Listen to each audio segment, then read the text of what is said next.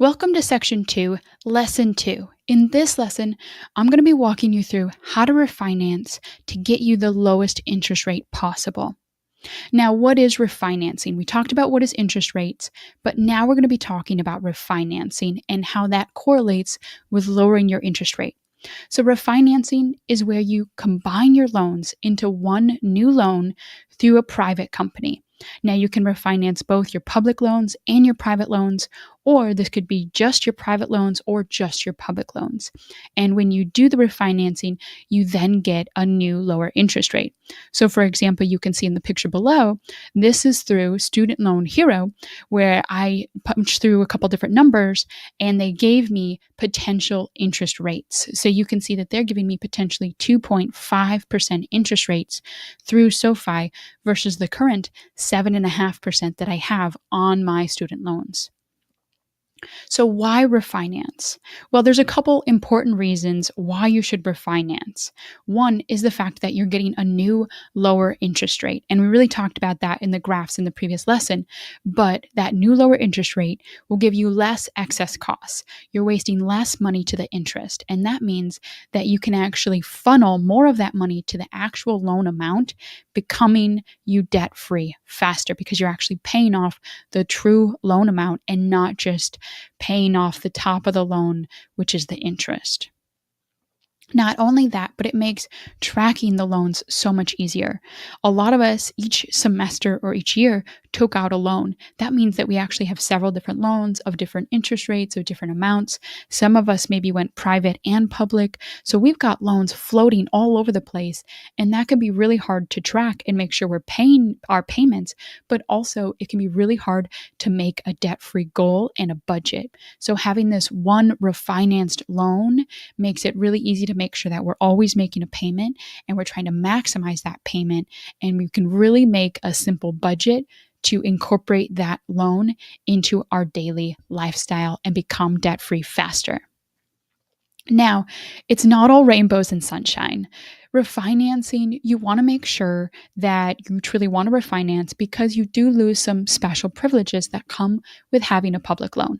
Now, if you already have a private loan, you don't lose any special privileges because there weren't really any that came with your private loan. So if you refinance, nothing's really going to change too much if you already have a private loan.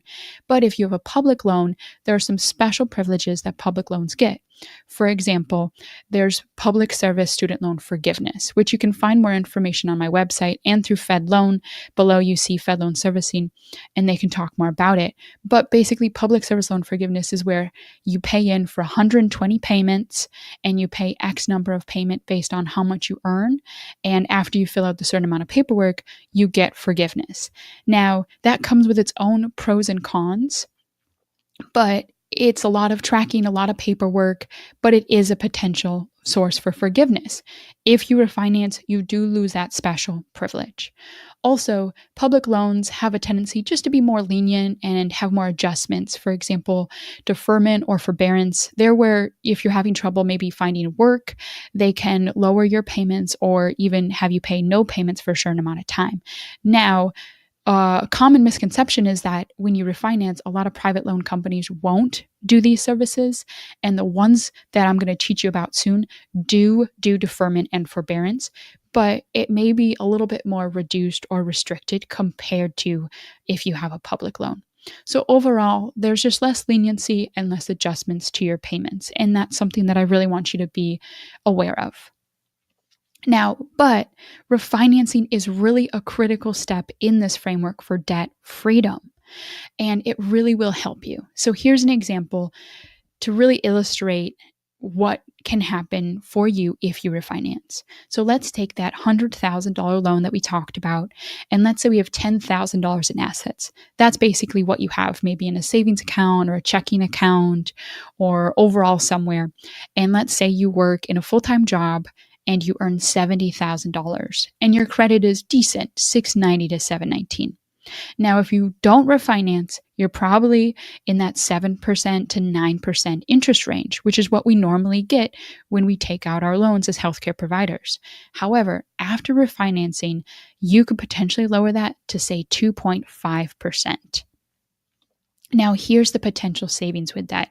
You can see that if you had 2.5% and you paid off your loans in just 2 years, that you would only owe $2,600 versus $13,000 if you had a much higher interest rate. If you had 7%, you could see that you are actually being charged over 10 years $40,000 in interest. And if you had a 9% interest rate, you're being charged $52,000 in interest. And so you can see that if you just refinanced, you are going to go from that blue bar to the red bar, and you're going to save tens of thousands of dollars over the course of 2 years, even, and especially if it takes you 10 years. So it's important to refinance, even if you are only going to be paying off your loans in a short period of time. This course is about paying off your loans in 2 years. And so I really wanted to illustrate that even in 2 years, it's important to lower your interest rate because it will save you several thousands of dollars. Now, this is really a simple step, and it really can save you thousands of dollars over the life of your loan, even if it's only several years. So, in the next section, we're going to be going over how to maximize your credit score to get you the best interest rates possible. So, I'll see you there.